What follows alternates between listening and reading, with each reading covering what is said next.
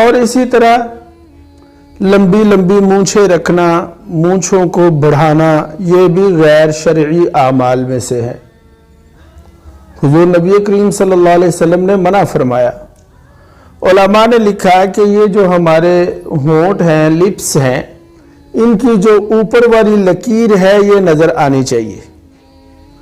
یہ سامنے کے حصہ سے جو حصہ کھانے پینے کے وقت کھانے والی چیزوں کے ساتھ یا پینے والی چیزوں کے ساتھ لگتا ہے، یہ حصہ بالکل اس میں یہ لکیر بالکل ظاہر ہونی چاہیے، اور یہ سائیڈوں پہ ہم بڑھا سکتے ہیں، اور بڑی سخت وعید ہے اس پر۔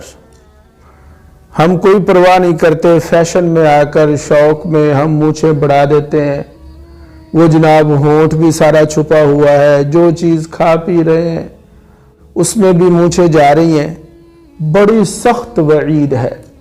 سنن ترمذی کی روایت ہے، سرکار دو عالم صلی اللہ علیہ وسلم ارشاد فرماتے ہیں کہ جو بندہ اپنی مونچھوں کا کچھ حصہ نہ کتروائے وہ ہم میں سے نہیں ہے۔ کیا مطلب؟ وہ ہمارے طریقہ پر نہیں ہے، وہ ہماری امت میں نہیں ہے۔ اب یہ چھوٹا سا عمل ہے کہ مونچھوں کو کتروا لینا، لیکن اگر کوئی شخص کوتاہی کرے گا تو سمجھ لے کہ یہ وعید اس کے لیے بھی ہے۔